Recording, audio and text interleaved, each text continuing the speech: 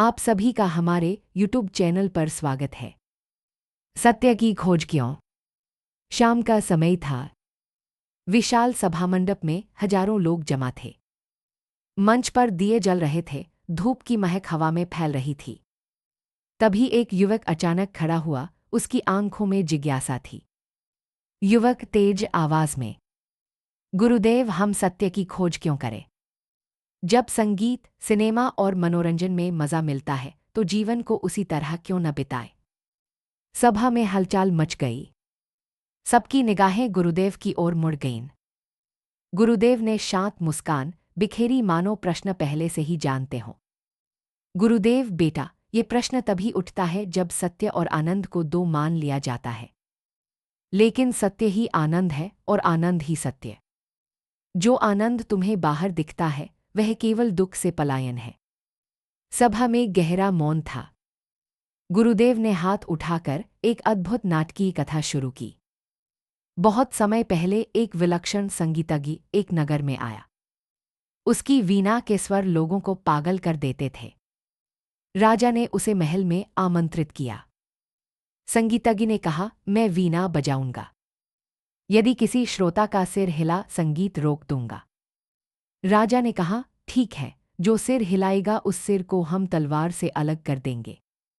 यह आदेश पूरे नगर में आग की तरह फैल गया।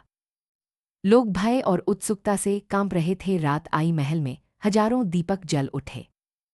नंगी तलवारें लिए सिपाही मंच के किनारे खड़े हो गए थे। महल के द्वार बंद कर दिए गए। अब कोई भाग भी नहीं सकता था। सिर्फ 200-300 साहसी लोग आए। वे मौत के डर से स्वयं को मूर्ति की तरह जकड़े हुए थे।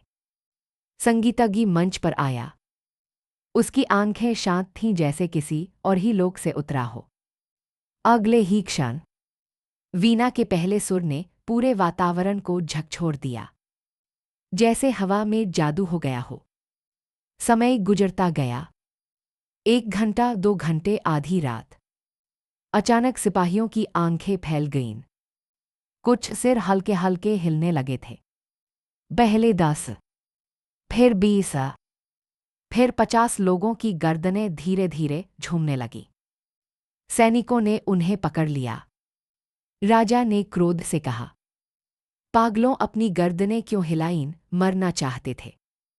वे कांपते हुए बोले, महाराज, हमने सिर हिलाया ही नहीं। सिर स्वयं हिलने लग गए। जब तक होश था हम स्थिर बैठे थे। लेकिन संगीत जैसे जैसे गहरा हुआ कि हम तो जैसे गायब ही हो गए। हम मौजूद ही नहीं रहे। फिर सिर हिलने का दोष किस पर लगे? संगीतज्ञ हंस पड़ा। महाराज, यही लोग मेरे संगीत के अधिकारी हैं। क्योंकि ये होश खो बैठे थे। महल स्तब्ध था। इतना कहकर गुरुदेव ने कथा यहीं रोक दी। पूरी सभा उनकी ओर आश्चर्य से देखने लगी, जैसे कोई रहस्य पर से पर्दा हटने वाला हो। गुरुदेव, बच्चे, यह बेहोशी आनंद नहीं है। दुख वही था, बस उसे देखने वाला सो गया। संगीत, सिनेमा, नशा, सब यही तो करते हैं। दुख मिटता नहीं, केवल विस्मरण हो जाता है। युवक अब गंभीर हो गया।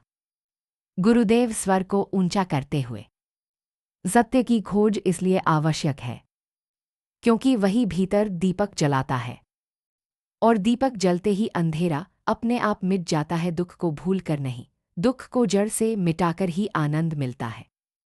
सभा में बैठे लोग अवाक थे, मानो हर शब्द उनके हृदय का ताला तोड़ रहा हो।